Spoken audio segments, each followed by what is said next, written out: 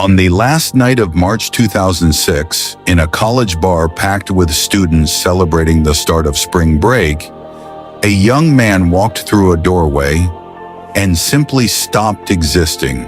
Brian Shaffer was 27 years old, a second-year medical student at Ohio State University, days away from a trip to Miami with his girlfriend, where friends believed he was planning to propose. That night, he went out with a friend to blow off steam after finals. They bar hopped through Columbus's University District. Nothing unusual, nothing that suggested anything was wrong.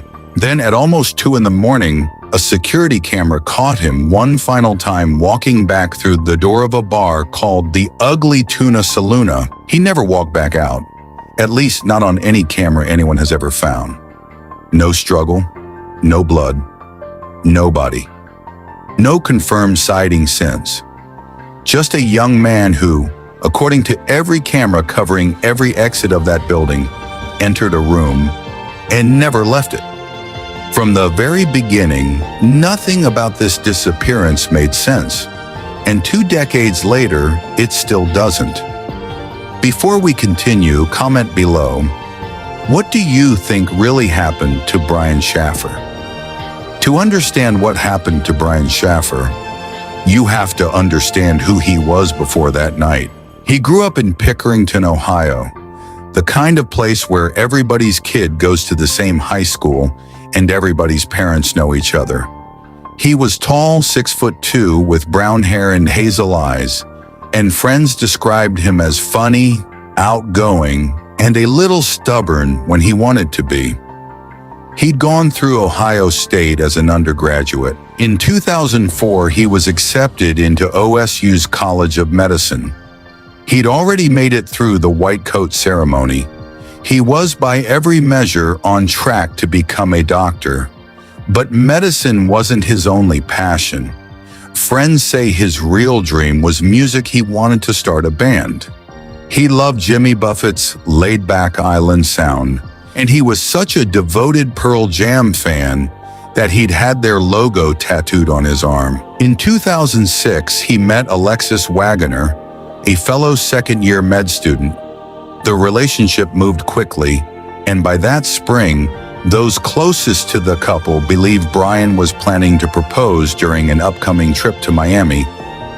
But that same year brought devastating loss. Just weeks before his disappearance, Brian's mother, Renee, died after a battle with bone cancer. Those who knew him said he tried to appear fine on the outside. Underneath, the loss hit him hard. On the surface, life was moving forward: school, love, a future. But grief doesn't always show itself. And no one around Brian that final week had any reason to think something else was coming. If you were a friend of Brian's that week, would you have noticed anything different about him? Friday, March the 31st, 2006 was the last day of classes before spring break. That afternoon, Brian called his brother Derek and invited him to dinner. Around 10 p.m., he called Alexis to confirm their plans. They were set to fly out to Miami together in just 3 days. Later that night, Brian met up with his roommate and friend, William Clint Florence. The two of them decided to hit the bars in the University District near campus to celebrate the start of break the way thousands of college students do every year. They moved from bar to bar. Along the way, they crossed paths with a group of women Clint knew. Surveillance cameras picked the group up repeatedly as they moved through the district that night. Completely ordinary footage of a completely ordinary night out. Eventually, the group made their way to the Ugly Tuna Saloona, a bar that sat on the second floor of the Gateway complex just off campus. At approximately 1:50 a.m., a security camera captured Brian standing near the escalators inside the building, talking with 2 women his friend knew. Then the footage shows him doing something simple, something almost forgettable if not for what came next. He turns and walks back inside the bar. That is the last confirmed image of Brian Shaffer that exists anywhere. If you were there at that moment, standing near those escalators, would you have realized this was the last time anyone would see him? When the Ugly Tuna Saloona closed for the night, Clint Florence looked for Brian and couldn't find him. He assumed his friend had simply left ahead of him, maybe gone home with someone, maybe just walked off into the night. It didn't seem alarming. Not yet. But Alexis knew something was wrong almost immediately. Brian didn't come home. He didn't call. For 2 full days, she waited at his apartment, certain he would walk through the door at any moment. He never did. Investigators later reviewed every camera they could find covering every possible exit from that building, the front doors, the back doors, even a freight elevator used for deliveries. None of them ever showed Brian Shaffer leaving. That single detail is what has made this case so infamous. Columbus sits at the center of a busy university district, covered by security cameras belonging to bars, shops, and apartment buildings.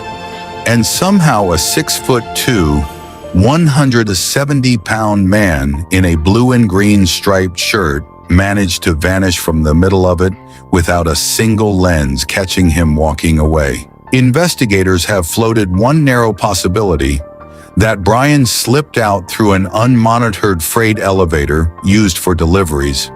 But even that theory has a problem. Nearby bars and businesses had their own cameras running that night, and none of them ever recorded him on the street outside. No trace, no confirmed sighting, nothing concrete, just an empty space where a young man should have been. At this point, what do you think happened? Foul play, an accident, or something else? Comment your theory below. Alexis officially reported Brian missing to Columbus police on April 3rd, 2006, the same day the couple was supposed to board a flight to Miami together. What followed was one of the largest missing person searches Columbus had seen in years. Volunteers wore buttons with Brian's photo pinned to their shirts. Thousands of flyers went up around campus and across the city. A reward for information eventually grew to $100,000. Brian's father, Randy Shaffer, became the public face of the search. He had already lost his wife to cancer just weeks earlier. Now his son was missing too. He organized search parties, gave interview after interview, and refused to let his son's case fade from public attention. Fellow medical students donated their limited free time between exams to walk the campus and surrounding neighborhoods, looking for anything: a piece of clothing, a witness, anything at all. But investigators had almost nothing solid to work with. No forced entry, no confirmed struggle, no physical evidence at any location.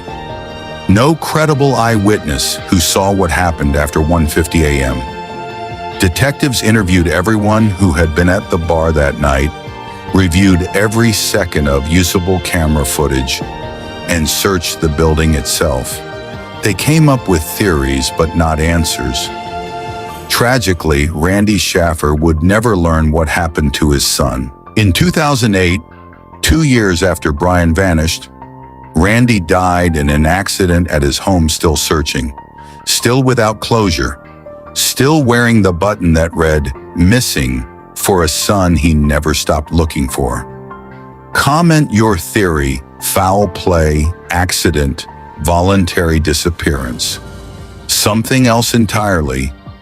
Over the years, 3 main theories have dominated discussion of Brian Shaffer's disappearance. Theory 1: foul play. Some believe Brian was the victim of violence, that something happened to him either inside the crowded bar or in the brief window between the last camera sighting and whatever came next. Investigators have never ruled this out, but they've also never identified a suspect, a motive, or physical evidence to support it. Theory 1: foul play.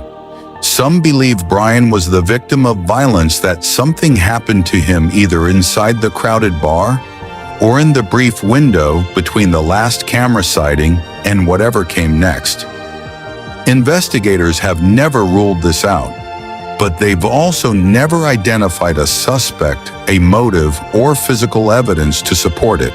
Theory 3, accident.